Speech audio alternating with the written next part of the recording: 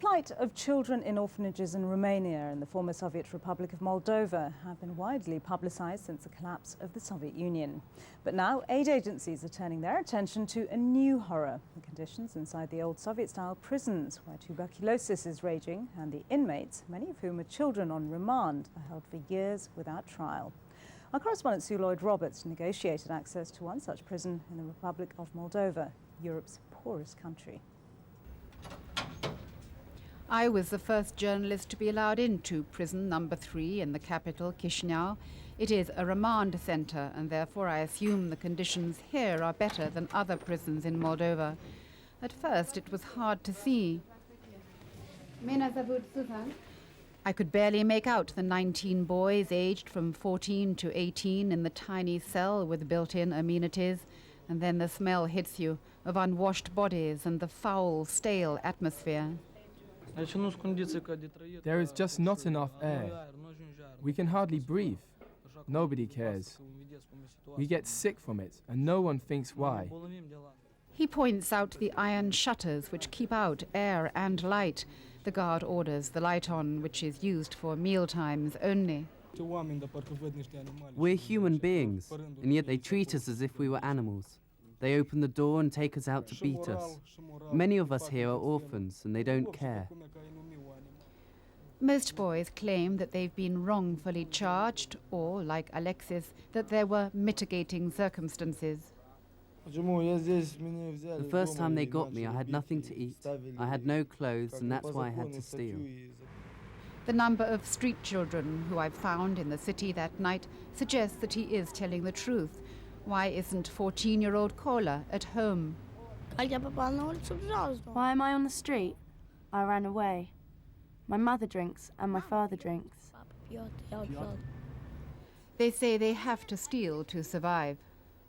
Has anyone ever warned you that if you carry on like this, you're going to end up in prison? Yes, I've been told that if I steal, I'll end up in prison, and it'll be nasty. We'll get beaten. Whatever the reason, they keep arriving at the prison. Lunch is tomato skin soup and porridge. They eat sitting on the bunks which they have to share at night. Even the Soviets ruled that each child should have 6 square meters. These boys have 1. The poor food produces skin diseases and malnutrition, and the noxious air carries infection. 1 in 5 prisoners has TB and 300 died last year. Sasha will never get released. He's too ill to get to court. Doctors have asked a French aid agency for drugs, but the agency director says that drugs are not the priority. We felt that another human being has the right to breathe. If he hasn't got the right to breathe, it's just like if you sentence him a second time, he's being punished twice. The agency is paying for the removal of the iron shutters which the Soviets put up to stop prisoners passing notes to each other. The cost of removing these windows is a mere $1,000. The effect is incalculable.